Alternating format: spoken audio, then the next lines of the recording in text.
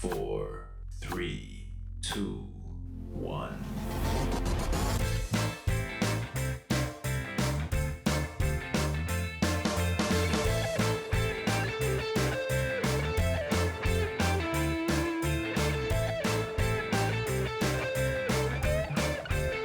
Hello and welcome to TrojanVision's The Week That Was, covering the news and events for the week ending Friday, February 28th, 2020. I'm your host, Aaron Taylor. Family, friends, and Trojans one and all paid their last respects to the man who founded Troy University's Sound of the South Marching Band Thursday afternoon. Funeral services for Dr. John M. Long were held Thursday at First United Methodist Church. Following the service, Long was laid to rest on the grounds of Sorrell Chapel on the Troy campus. His grave is next to those of longtime Chancellor Ralph Adams and his wife Dorothy. At the graveside service, Troy University's Symphony Band played the fanfare written by Long and Stars and Stripes Forever, one of Dr. Long's favorite songs and one he was well known for conducting with the Symphony Band. Dr. Long made a major impact on the culture of Troy University. We had a chance earlier in the week to talk to a few people who shared exactly what Long meant to the school.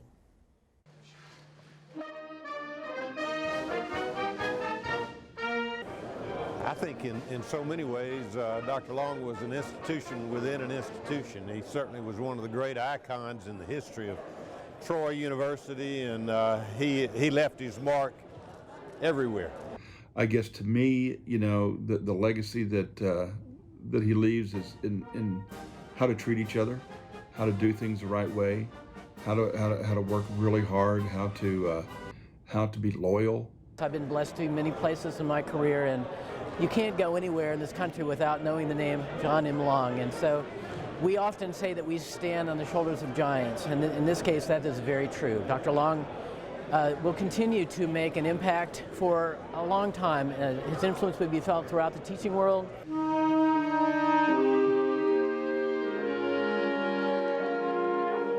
I can't begin to tell you how many hundreds and hundreds of stories I've heard from students. They knew that he, first of all, expected the very best. There was one standard with Dr. Long, and that applied to all of us, colleagues, students, and that standard was excellence. Trojans won it all, and he wrote the fanfare.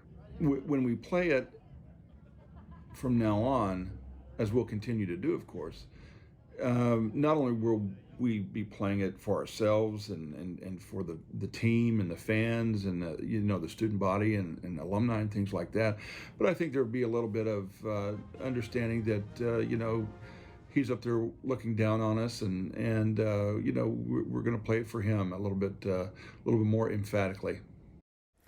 And on a road named after Dr. Long sits one of Troy University's newest buildings, the Student Fitness Center. And on Tuesday morning, university officials in the community gathered to officially cut the ribbon on the new facility. Sam Granville has the story.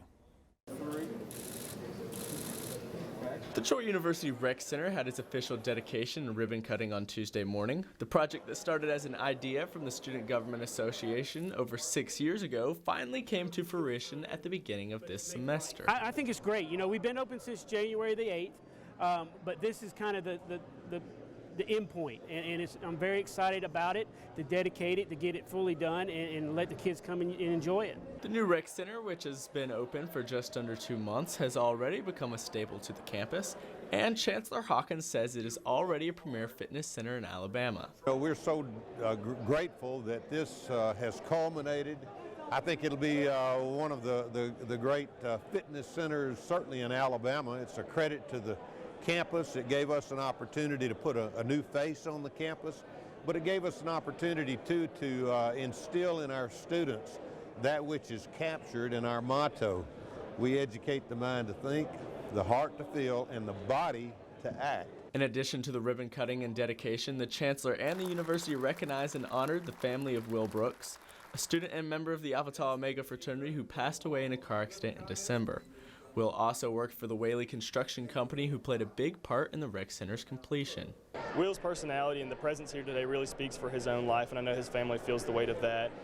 We love Will, we miss Will, but I think his family being here today and be able to see the way that he was represented by this university and loved and supported, and going forward will continue to be supported. I think this was a great day to really display what he was really about, and that's love and connection. The Trojan Fitness Center is open 7 days a week, and admission is free to all students with a valid ID card. Sam Granville, Troy, Trojan Vision News. We'll take a short break. When we return, we'll see who will be leading Troy University Student Government Association next year.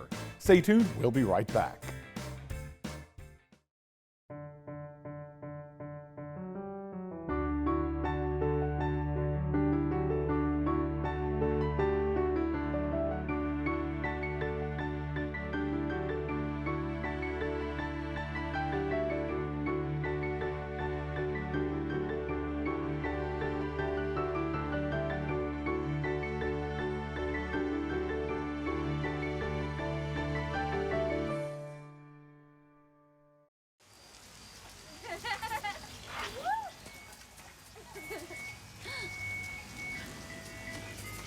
Mom, can we get some ice cream? Please, Mom, please. No, we're having dinner soon. Please.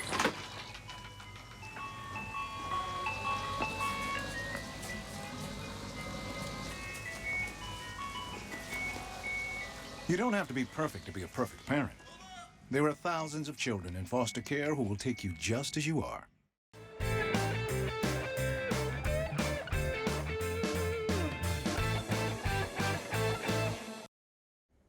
Troy University students voted Wednesday to elect the executive officers of the Student Government Association. We'll take a look at who will be leading the SGA next year.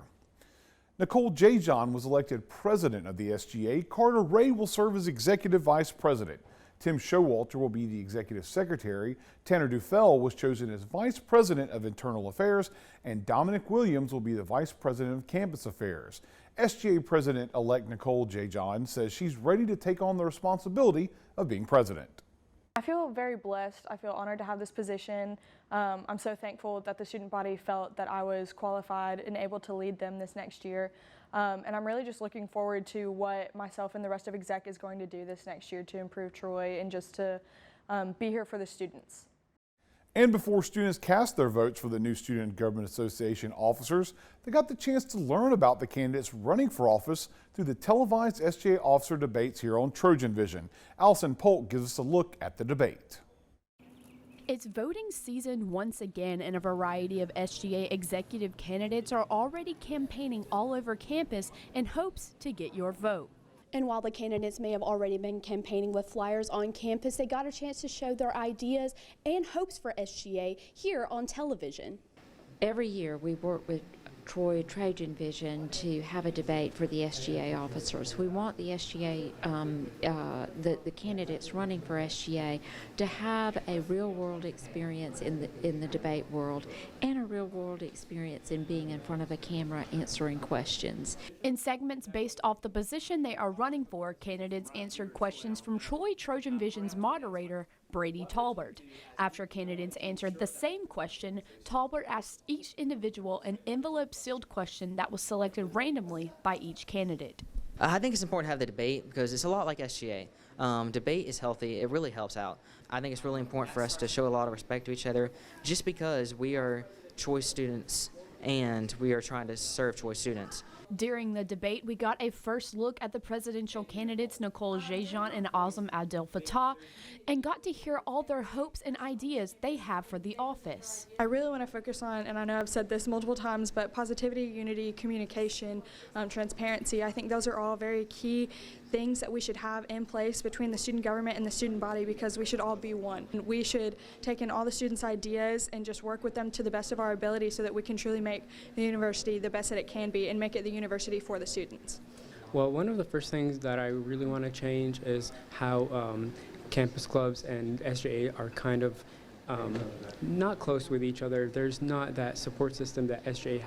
I think should be providing. SGA could be helping the campus organizations because they know exactly what the student wants. We don't have to guess. We don't have to take surveys. It's already there. It's already happening. We just have to support it. Anything that we have that we use for SGA, we can give it to them. And that way, it's not only SGA, but it's all the campus organizations have the SGA power.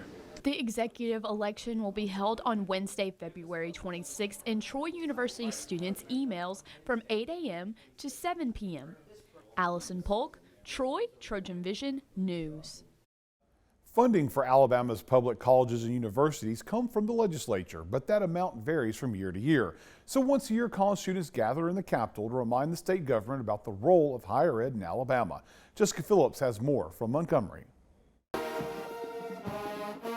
Students representing all 14 of Alabama's public universities were in the capital city to remind lawmakers the importance of funding for higher education in Alabama.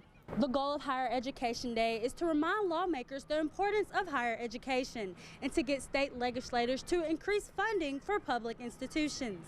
The day began with a parade led by Alabama State Band and also included many different college students, faculty, and advocates. Student leaders also signed a pledge card supporting an increase of public funding for higher education. To make sure that as we get more state funding, we can levelize our tuition, so as to make sure that the message is there to our legislators that it's important to fund universities, and as universities receive more resources, then they'll have less pressure on tuition and fees. This event empowers students to voice their opinion and support for higher education funding and to remind legislators that these students represent the future leaders of the state. One of the most important reasons is because it gives them a chance to see this process at work. It gives them a chance to have a personal connection to their elected official.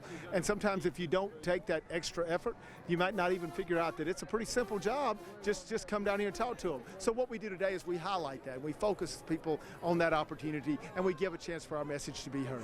In Montgomery, Jessica Phillips, Troy, Trojan Vision News. University's Career Services works on ways to connect students to employers every semester through career fairs. However, this semester, Career Services changed things up by targeting some specific majors. Carissa Justice explains. One of the roles of Troy University's Career Services is to assist students in finding a job. And Tuesday afternoon, one group of students had the opportunity to network with a variety of employers. Today is our computer science and technology fair. So we have various employers that are here that are recruiting our students for internships and jobs. They're really focused in the technology sector, so it might be computer science, information systems, even math, some of the other sciences, GIS, geomatics. When the time comes to begin searching for jobs, it can seem overwhelming to students, and that is when who you know may be the deciding factor in landing your dream job. Career fairs are very important for students. Even if they don't realize it, they'll start to learn once they graduate and they're having to do all of their own networking, all of their own job searching. These opportunities where they can walk in a room and have all of these employers right here at their fingertips is very important for students, and the earlier the better that they start networking. This year, career fairs are being held differently than they have been in the past. During the fall semester, there will be an all-majors career fair in Trojan Arena, where 60 to 80 employers from a mix of all majors will be present. However, in the spring, they are being more personalized. We're breaking out into niche fairs. So we've got our computer science and technology fair, education, business, really a variety, health and public service, a lot of different types of fairs so that we know the students are being asked by their professors to come, and then employers know a little bit more about what type of student will be attending. The next career fair will be for those interested in the field of education. And if you would like more information about upcoming fairs, you can follow Career Services at Troy U Career on Instagram for updates. Carissa Justice, Troy, Trojan Vision News. We're going to take another quick break. When we come back, kicking a ball helps those suffering from arthritis. We'll show you how right after this, so stay tuned.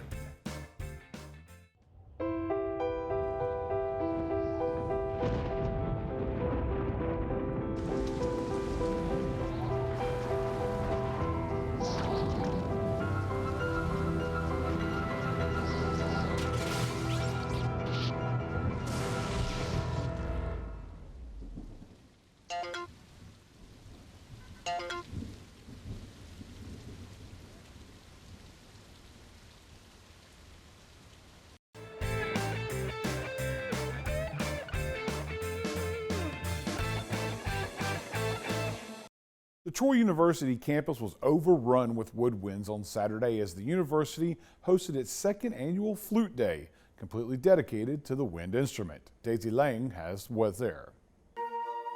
Troy University holds the second Flute Day this Saturday in Long Hall. It is designed to bring together students who are interested in the flute and has a professional tutor to offer advice. It's a time for us to get together, make music, to take classes and learn about certain techniques. Like today it was beatboxing, and to listen to performances and be inspired.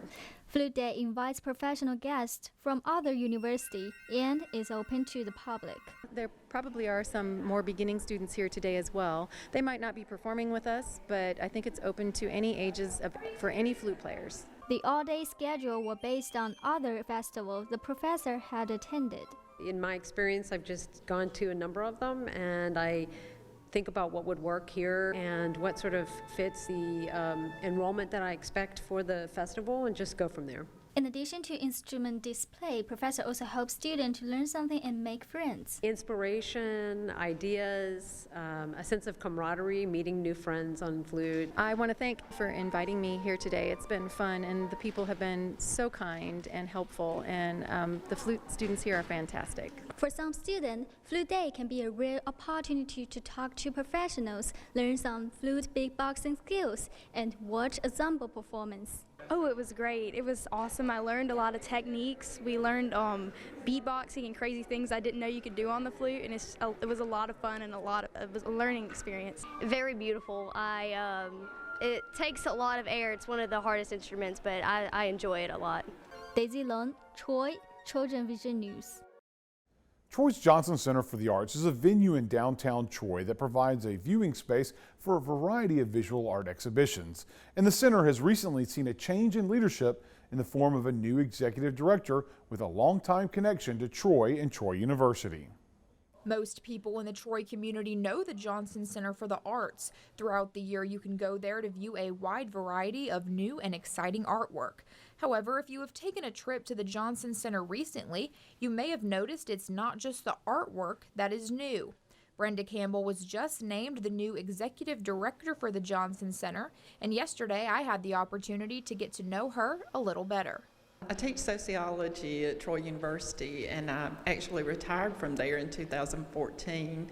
I worked in the admissions office, and I worked very closely with Bill Hopper and some of the other people who are on the executive board here at the Johnson Center, and was just looking for something else part-time that I could do. Saw an ad in the paper and saw that Bill Hopper's name was on there as a contact, and sent him an email and said, "Do you think this is something I can do?" And he said yes. As an executive director, Campbell wears a lot of hats in her day-to-day role. However, she says it is worth it to have a job that she can have fun with. I've done everything from being on the floor, packing up art, to sending out letters, thank you notes. I've always enjoyed being a manager. I like fundraising, and that's really a couple of the important things that I've been doing here. I do anticipate being here as long as they'll let me stay, and having fun with it. And while Campbell says she is not a self-proclaimed traditional artist, she believes art comes in a variety of ways, and everyone has at least some level of artistic ability. I come from a background of fashion merchandising, and so I think in some ways we're all artists. Almost all humans thrive on creativity, whether we think we do or not. If you would like to visit the Johnson Center or meet Miss Campbell, you can stop by Wednesday through Friday from 10 to 5 or Saturday from 10 to 3. Carissa Justice, Troy, TrojanVision News. A Troy University sorority decided to get students playing kickball as a way to help fight arthritis. Lauren Hatfield has the story.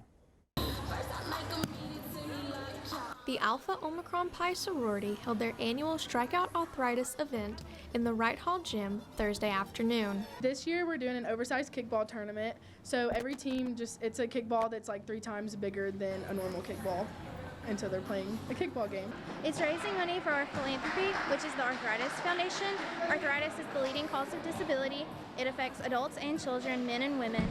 And the money raised goes toward research to help find a cure, as well as providing camps for juvenile arthritis patients. The event is held to bring awareness to the different types of arthritis and how the disease affects people of all ages. Arthritis has over 100 different types, and so AOPI stresses the importance of making sure that people know kids get arthritis too. So all of our money that gets raised goes towards the Arthritis Foundation, but specifically for juvenile arthritis. Yeah, I definitely didn't really know a lot about arthritis in the beginning, but through my friends I learned that kids can get it too, and I honestly didn't know that before I came to Troy and was exposed to their philanthropy.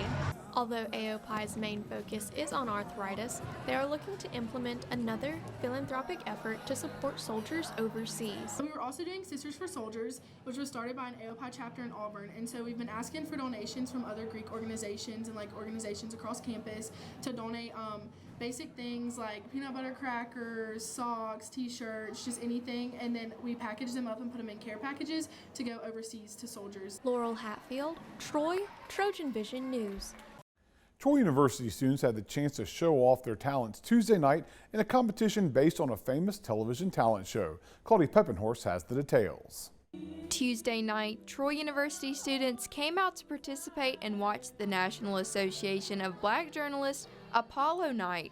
Students had the option to compete or simply just come out and enjoy the show. Tonight is our annual Apollo Night, and it's basically like a big talent show that's derived from the actual Apollo Night, and students are able to perform their talents. And perform they did. Students showed off their special talents from poetry to dancing to rapping and singing. And we just wanted to showcase the talent that Troy University has to offer and just the great things that are on campus that a lot of people don't really see because people sometimes are a little shy or scared, so we just wanted them to be able to showcase their talents. The winner of Apollo Night received a $100 cash prize. NABJ also gave out door prizes to the people with the lucky ticket numbers. Apollo Night is hosted annually to help spread the word of this organization and to get the members involved on campus. Our main goal just is to make sure that we expose students who have a desire for news. Say, for instance, if a student didn't have the transportation or the services to go to a news station and maybe explore the options, we make sure that they do have that. So we take annually trips and stuff like that, and we also have events like this to expose more students to different activities. If you would like to get involved with the NABJ, they hold meetings every other Tuesday at 5:30 in the Wallace Hall lobby. Claudia Peppenhorst, Troy, Trojan Vision News. Well, it's time for our last break, and when we return, we'll learn about our program designed to encourage reading from the Troy University Library. Stay tuned, we'll be back. You might start on a Troy campus or at your kitchen table. Wherever you start, you'll be more than a student. You'll be part of the Troy family, armed with the education, values, and skills you need to succeed. Ready to lead today's global workforce. No challenge will feel impossible. No dream will be out of reach, because we will be with you all the way. Trojan Warriors, one and all. It's a beautiful day out here. Sunny today with light breezes, giving way to clouds in the afternoon. We could see some light precipitation to moderate precipitation later on, followed by powerful storm-like conditions. 90 miles per hour winds are expected. Authorities are asking everyone, stay indoors. Come on, that's it. Let's go.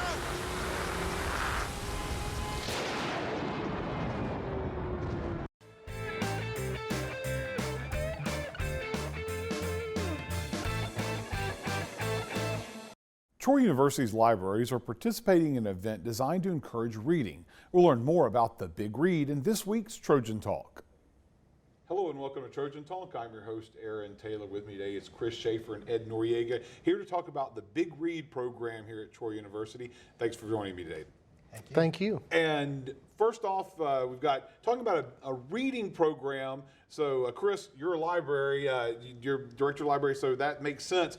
Ed, you're art, so we'll talk a little bit about how you get integrated into a reading program in a second.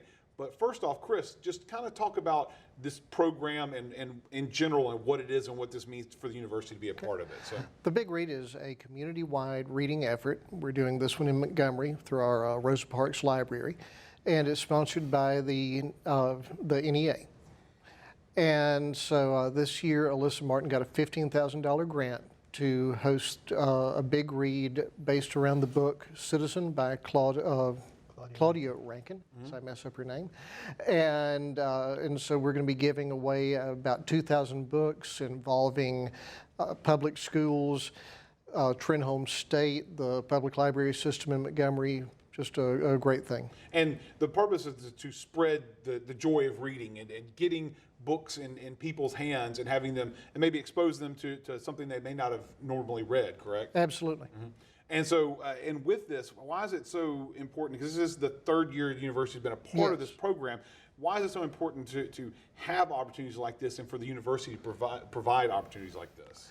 Well, I think there are a lot of reasons. One of my favorite examples is, I think, in spite of all of the technology that we have today, we have become such a fragmented society. And, you know, we're all living in our social media universe where we have unfollowed everybody who thinks anything slightly different than us. And by having the physical book and getting together in group settings, we actually are able to interact as a community. And I think that's probably my favorite thing about the Big Read. Well, and let's talk about that. And that's where Ed kind of comes in here, because the themes of this, your classes, have kind of gotten in the community and worked one-on-one directly related to this book, right? Yes, as a matter of fact, this is not the first year that the graphic designers have been involved with the Big Read program. For the past 2 years, we've actually done promotional work like posters and t-shirt design for the Big Read programs. This year is slightly different. Well, it's radically different because this year the students are actually creating pieces with other students, and I'll go into that in just a little bit. But initially, my students are asked to read the book and then to produce a design piece from that. This year, what we were asked to do was to read the book, and because the book was so interesting, we conducted a workshop just talking about the book and the issues in the book. And it really opened up a great deal of discussion, and there was a substantial dialogue about feelings about racism and race in America, that it really made for a very lively conversation. It also made for a way for people to be able to share their thoughts on racism and questions they had about race, and in particular, Black America. So my students were asked to, this was last semester, they were asked to produce posters to promote the program. This semester we did the same thing with a different group of design students, and again we had a lively discussion related to the book. And then we were asked to, we had 5 graphic design students, including myself, go to Montgomery, and we met with a group of 15 high school students at Jefferson Davis High School. And these students were asked to also read the book, and when we got there, we had a lively discussion about the book and about issues related to Black America. And then the high school students were asked to create artwork, and they did. The artwork was sent to us, and now my designers are creating posters that incorporate every student's artwork using typography and using type. And we're going to display this exhibit on March 5th at Rosa Parks Museum. There'll be probably around 60 posters, and they are incredible. You know, to be able to have a collaboration that talks about race in America, and to be able to do this with high school students not only empowers them, but it gives them a voice to be able to be heard. And this is the one thing that I learned, that I learned so quickly about the results of this book, is that it opens up things and allows you to freely ask questions and think about who we are as a society, but also who we are individually and how we see race. Well, obviously an opportunity for folks to see the product of this in March. And I know it's an exciting opportunity to see what this has brought about with your students and the students in Montgomery. And I want to thank you both for here to tell me about this project. And I know that folks in March, you said March 5th at the Rosa Parks Museum, have a chance to see this work come to life on the walls in an exhibit there. I want to thank you both for joining us here today. Thank you. And thank you for joining us on today's edition of Trojan Talk. And that's the week that was. To find out what's happening on a daily basis, you can tune in to Troy TrojanVision News at 5, 6:30, and 10:30 Monday through Friday. And until then, we hope you have a great week.